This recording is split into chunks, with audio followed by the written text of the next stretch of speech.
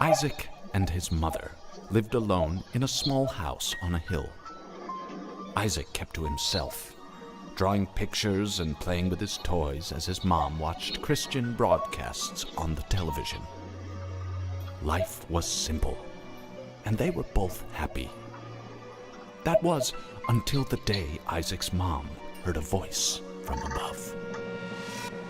"Your son has become corrupted by sin. He needs to be saved." "I will do my best to save him, my lord," Isaac's mother replied, rushing into Isaac's room, removing all that was evil from his life. Again, the voice called to her. "Isaac's soul is still corrupt. He needs to be cut off from all that is evil in this world and confess his sins."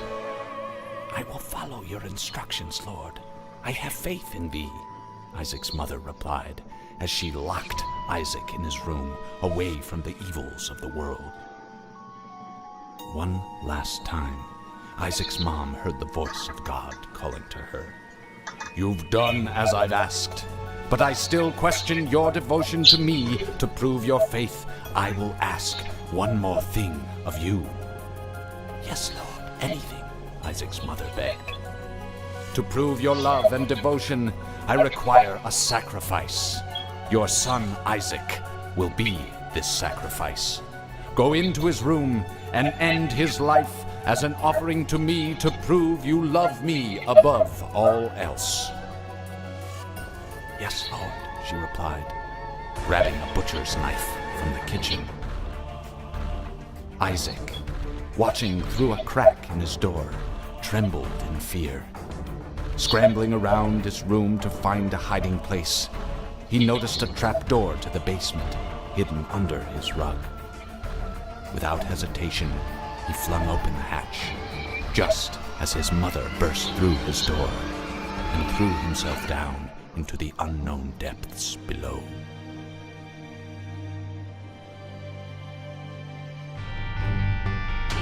Alright, now you know the story of the game. Welcome to my first episode of Binding of Isaac Afterbirth Plus. I think it's time to start a new save file. First, let's turn off mods. I do end up playing with a lot of mods on my main file. For this one, I think I want to go just straight Binding of Isaac. Give myself a refresher of how all the characters are unlocked. It's been a while. I've played this game quite a lot, so fighting that. We have parts for 2 levels. Alright, I think I got this. There's a lot of unlocks that are acquired by beating the character's entire post-it note on hard, so I pretty much only play on hard. Alright, let's go.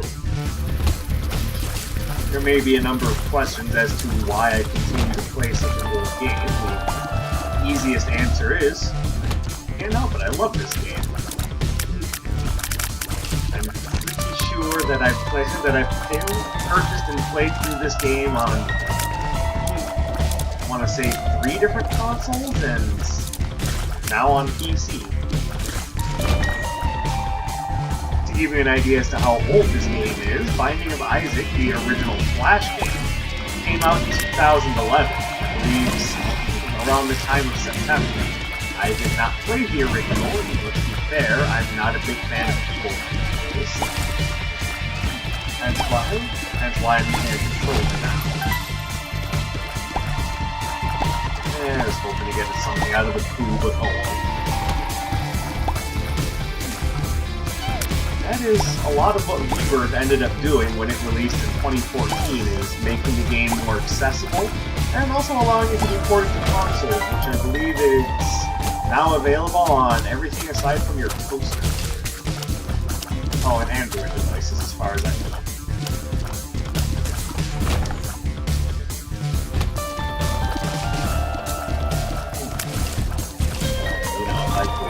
Bomb here. Ah, that was terrible.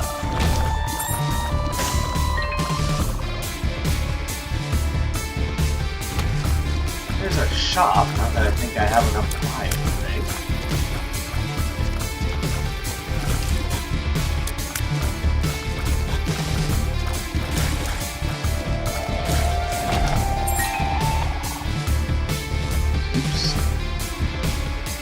The goal of each floor is basically just to make it to the end, but by exploring the floor, you can find all sorts of new items and goodies. I will not be taking that.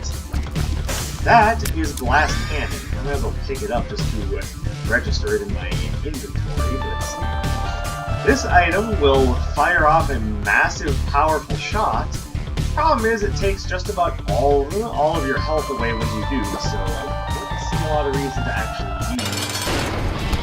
Last thing I want is to be vulnerable to that.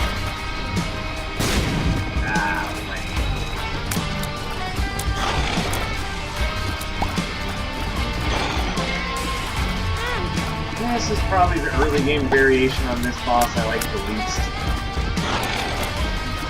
Just time consuming above anything else. I wouldn't call it difficult, just wasted.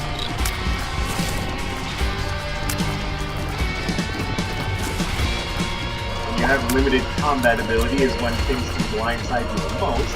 Hence why I say the first floors tend to be the most difficult. Assuming we get past these floors comfortably, then we should be smooth sailing from there on out. Here we go. Nice. That item that I just picked up gives you a soul heart, which is indicated by being a blue heart next to my red hearts. It makes you a little bit smaller and improves your fire rate. So, you're now in a much better offensive position and a slightly better defensive position. The reason why I'm explaining what the items are doing is for those who either don't know or have thought about getting into the game, but just haven't been taught anything.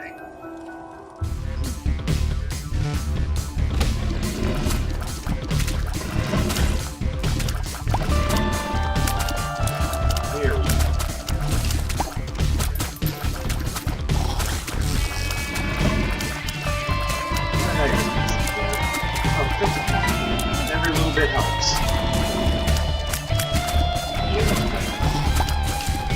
I can see our item room there, depicted by the gold crown. Let's see if we get anything decent.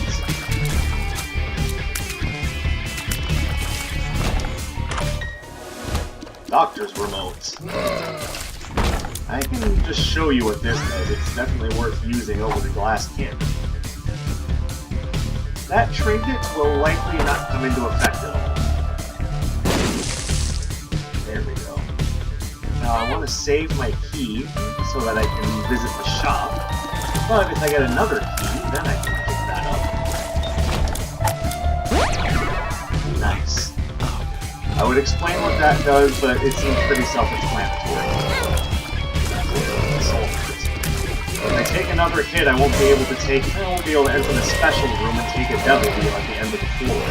Devil deals basically being generally strong items that come at the cost of one of your heart containers, or sometimes two of your heart containers.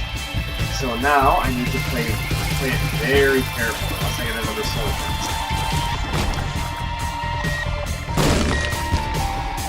Kind of like that.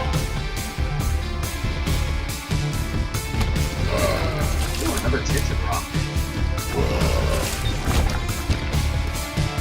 Once again, for the uninitiated, tinted rocks tend to be rocks that are very much tinted a different color, and are denoted by the X that appears on the corner of the bombing those rocks or destroying them in some way or another will often yield soul hearts, consumable like keys or bombs, and sometimes treasure chests.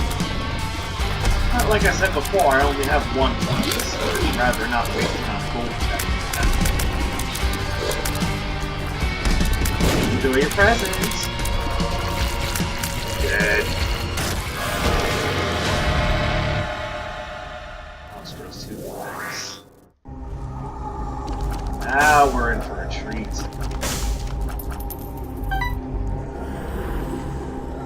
Once again, self-explanatory, the pact makes it so that your damage and your fire rate improves. And the dead cat just gives you 9 extra lives to work with. basically, I'm thinking that there's no way I can lose this run, but we all know how it gets when you become overconfident, so let me not say that I've already won, let me just say I've got a good chance to win. Oh, I should probably explain Blood Clot, why I picked it up. Basically what Blood Clot does is it makes it so that every other shot is those like deep red shots. Those shots do a little bit more damage, I want to say an extra 2 damage, and they have greater range than the regular shots. And in here we have not a whole lot that's worthwhile, but I might as well buy the soul heart. Alright, that leaves me in a position where I have no keys, so let's say goodbye to the gold chest. Bye-bye, gold chest. Honestly, though, I think we're in a fine position. Tier delay of 5, pretty decent damage. We're doing alright. Spiked doors are curse rooms. There will generally be a chance for there to be decent items in the curse rooms, but there's also a chance that there will just be straight up trash. This time around is what I would call, honestly, not so great. The item that I'm standing right next to is Cursed Eye. It makes it so that you have a charge shot that fires 4 shots at once, but if you get hit anytime while you're charging, you get forcibly teleported out of the room you're in. So, I'm not taking that. Last thing I want is for mistakes to be made and somebody not be in the room.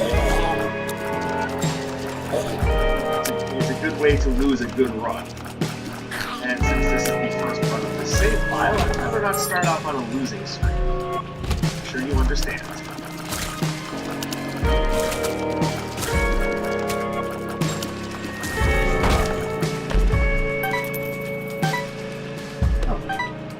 And while I'm at it, I might as well explain what I meant earlier when I mentioned tier delay. The number next to the symbol of flying arrows, that is your tier delay. The lower the number, the faster you fire. It basically means, ooh, tiny planets. I do not like this item, but again, for sake of my item completion rate, I will take it. And here's what it does. But to finish my explanation of tier delay, basically what it means is this is how many frames it takes to fire a single shot. So right now I'm firing 1 shot every 5 frames.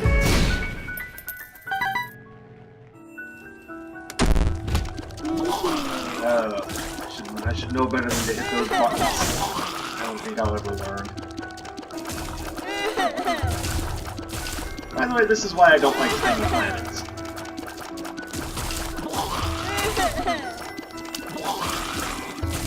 It basically makes aiming a pipe dream. So expect from now on that I probably won't be picking this item up very often. I will only be using it in certain situations where I may or may not be forced to use it. Hint, hint, wink, wink, there's a challenge. And I guess we will see what Evil Page does. Let's reroll. Nice card. Okay,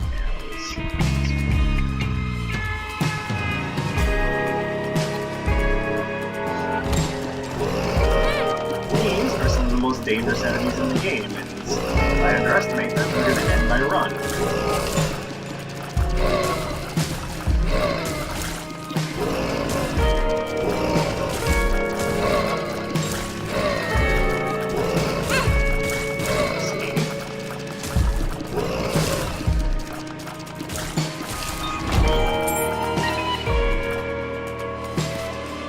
Once again, don't expect me to take Tiny Planet very often. I very much dislike that item.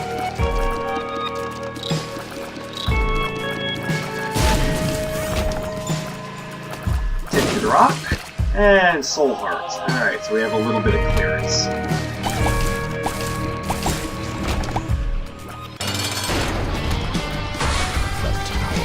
And that is the effect of the tower card. It just summons a whole lot of bombs.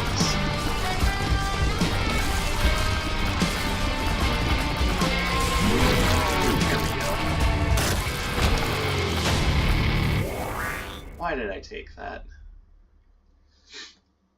Alright, blue cap. It gives you another heart container. It improves your tier rate, which, because I'm at the cap, actually isn't helping me.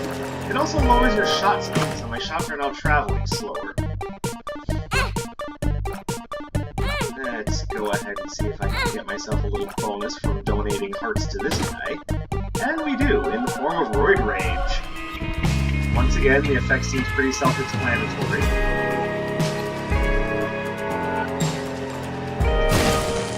There we go. Bombing the bums who are asking for coins is also a good way to boost your devil deal chances. So hopefully at the end of this floor, we'll get another opportunity for a nice strong night. In contrast to a nice garbage item, which, to be fair, I could get back to.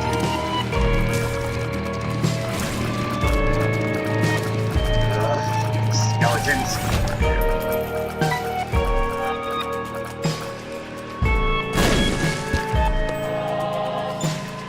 More tinted rocks, the better. Definitely putting me in a better position than I was when I first came to this game.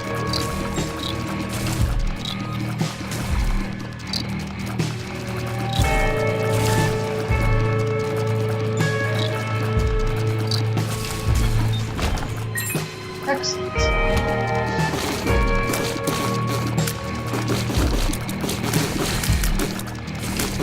So I had mentioned earlier that I pretty much play exclusively on hard difficulty.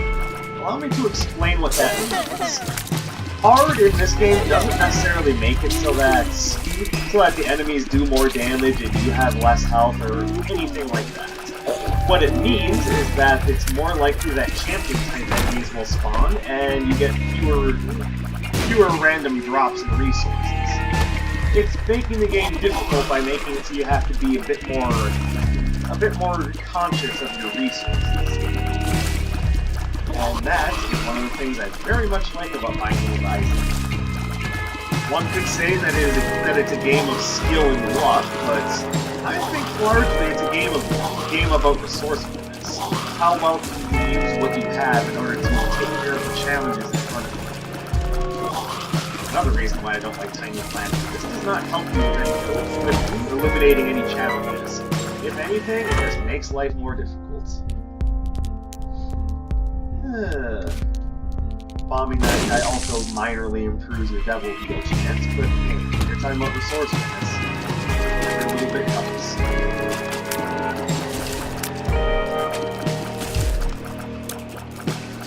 Get used to host complaints. These are very annoying, especially when you have something like, just as an example, Tiny Planet. Definitely take a pretty rush.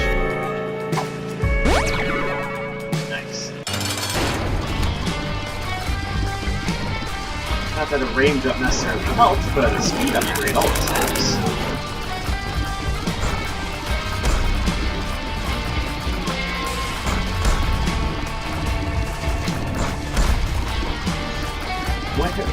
Now, say that for some reason you do have Tiny Planet, or you're forced to use it.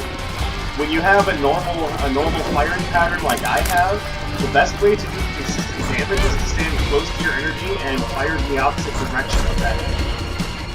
As you can see, the tiers tend to cycle behind you before they roll around. Oh, a little chubby. Polydactyly makes it so you can hold 2 cards or 2 pills. Ooh, now we're talking. Let's start here. Oh, that's actually makes it so I can unlock Lilith pretty quick. Alright, so the 2 items that I just picked up. Gimpy makes it so that when I take damage, there's a chance that I will produce a heart. Hopefully a soul heart or a black heart. Whereas Spirit of the Night gives me both flying and ethereal shots. Ethereal shots travel through solid objects like rocks and, as I just demonstrated, walls. By the way, have I mentioned that I don't like Tiny Planet? I don't like Tiny Planet. I'm basically picking it up to check it off of the item completion list. As soon as I'm done with this item, don't expect me to pick it up very often unless I have Brimstone or I'm playing as a Azazel. You'll see why when the time comes. I'm sure it'll happen. With Brimstone or Azazel, Tiny Planet is a godsend. Without Brimstone, and if you're not playing as Azazel, you're probably better off ignoring this item.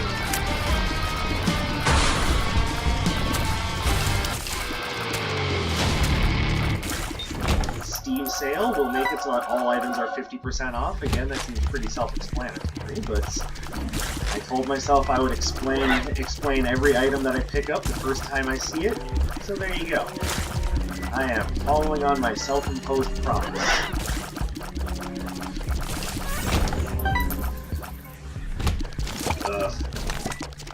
These guys can be very dangerous, because they have some hidden range to them. And of course, because I can't aim very well.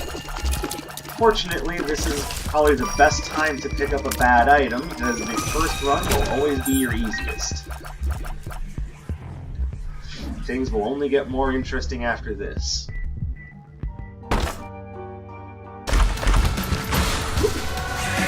Beautiful. And the parasite. Man, you get all the fun items. Once again, for the uninitiated, what Tammy's head does is it fires out a burst of tears around me in a circle. The benefit of that is that it has wide coverage, and the Tammy's head tears do double damage. As much as I like Doctor's remotes, I think Tammy's head is what I'm going to be sticking with for the rest of this run, which will not be much longer if things go right.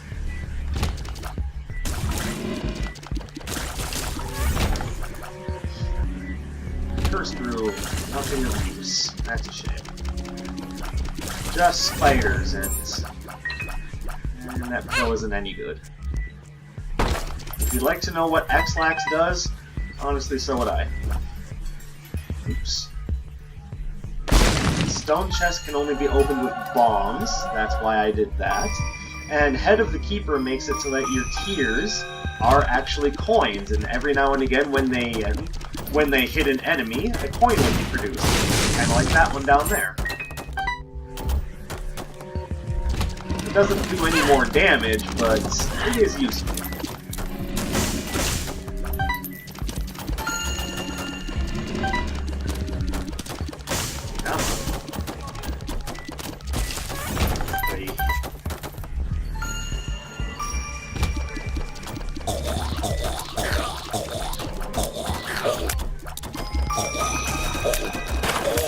Oops. Yeah, those lock blocks will take a key from you to get through them. Sometimes they can be barring the path to interesting things. Sometimes you just waste a key for no reason.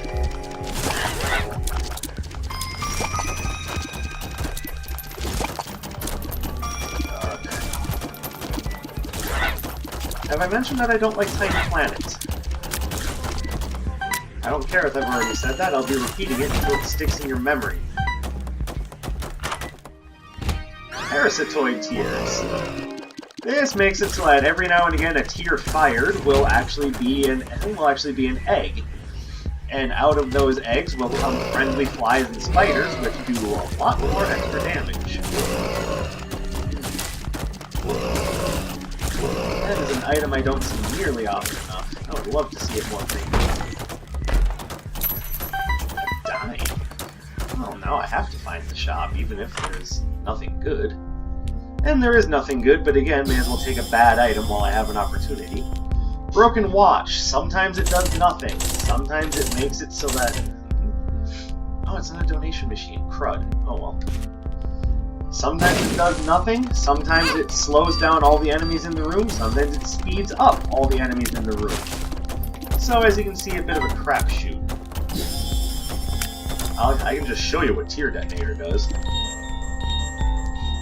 Problem with Tear Detonator. Unlike Tammy's Head, those extra shots do not do double damage, and you're stuck doing nothing for a while. BFF makes it so that all of your familiars become larger and do extra damage. kind of feel like I'm wasting my money at this point. Alright, time to just end this floor. There you go, there's broken stopwatch working in my favor. Don't worry, I'm sure you'll see plenty of opportunity for it to not work in my favor.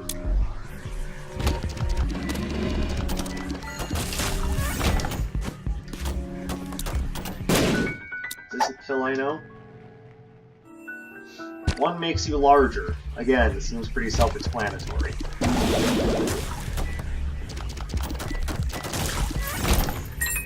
Alright, not bad. Or, you know, I can just get absurdly lucky and the broken stopwatch will do nothing but help. Of course, that seems unlikely right now. Fortunately, I have 9 lives.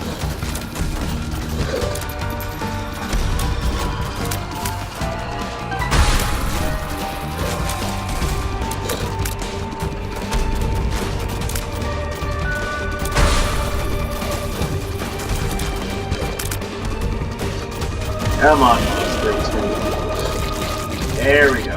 Lovely. Another tier rate increase, but this one actually increased my shot speed, so my shots are back to normal travel speed.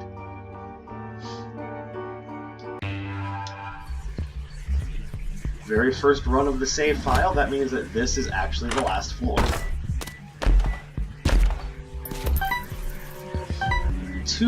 Two key doors, or in other words, doors that require 2 keys to unlock. I know, it took me a while to just figure out how to describe that. Will generally bar the path to either libraries or treasure vaults. In this case it was a treasure vault, and unfortunately not a very useful one.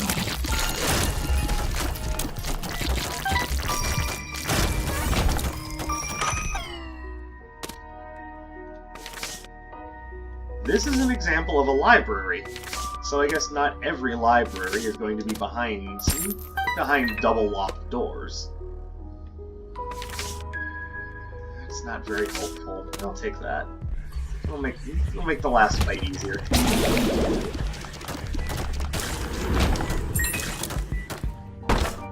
No, thank you. Actually, okay, it's not a teleport card, so not worth my time.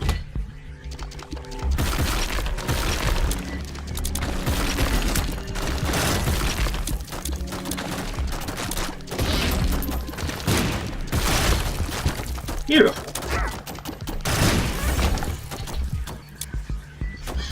I do not want to go in there. I will not be happy with the outcome.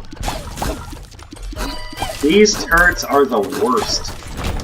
In some situations, it's easy enough to just follow their pattern. In some situations, they are the devil himself, and that is why I'm happy to have 9 lives. Anything that increases your margin for error, always a good thing.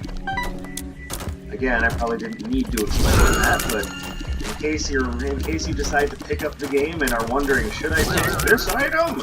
Well, if it helps by increasing your margin for error, probably worth it. Now we're going to get lucky by bombing a skull and getting a black rock. Whale. Black hearts rock. Really just say that? Okay, I'm not having any luck.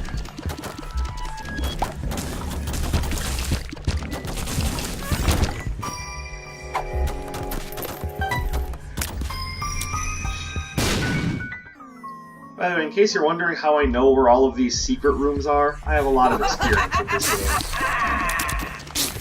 game. And what you'll notice is that there are certain rooms that once you know what rooms they are and understand the patterns that this game follows, it's time. You'll notice, ooh, tinted rock. That may be exactly what I need. Lovely. You will start to notice that there are room patterns that infamy just every now and again makes it so you don't take damage. Once again, very nice, very helpful. There are certain rooms that just plain should have doors where they otherwise don't. Those will be the rooms where you want to bomb. Pay to play, money talks. Any door that would be locked with a key will now be locked with a coin. Tarot Cloth doubles the effect of cards. This can be very useful when you get something like, just as a example, 2 of Diamonds, which actually doubles your currently held coins. That will make that with Tarot Cloth, it will quadruple your currently held coins. Using the Lovers as an example, it normally drops 2 hearts. With Tarot Cloth active, it drops 4. And so on and so forth. Basically, anytime a card effect is described, assume that Tarot Cloth will double it. Unless otherwise stated. Because obviously it's not going to teleport you twice. That's rare that you see the same room back to back twice. Obviously.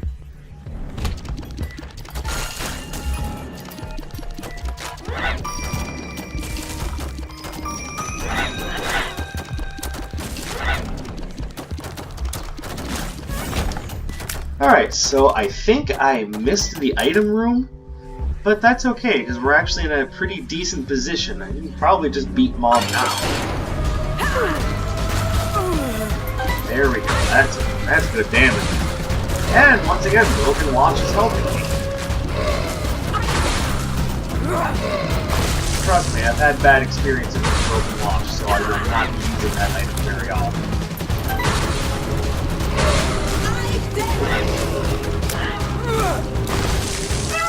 Isaac was cornered. His mother, fueled with the desire to serve her God, was bearing down on Isaac. "I will do as I'm told, my lord. I love you above all else," Isaac's mother repeated to herself. This was the end of the line for Isaac. His mother was far too strong for him. But just as he accepted his fate, God intervened, sending an angel down from above to stop his mother's hand. And just like that, it was over.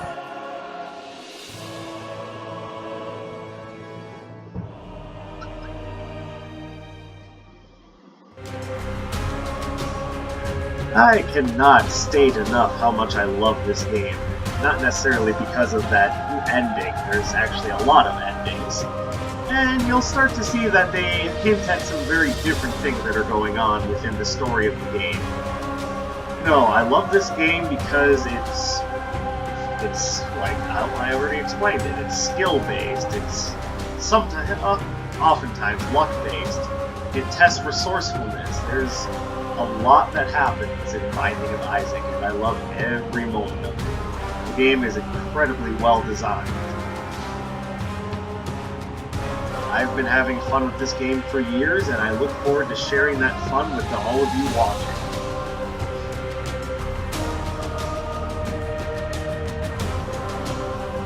From here on out, by the way, I'll be skipping the credits. I'm just showing them just for completion's sake.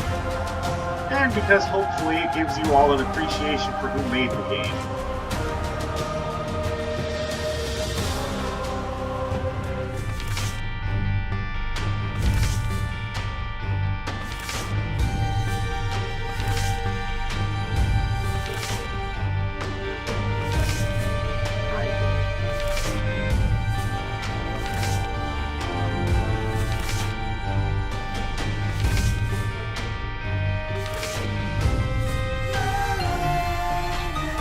Well, that's going to do it for this. Until next time, see you later.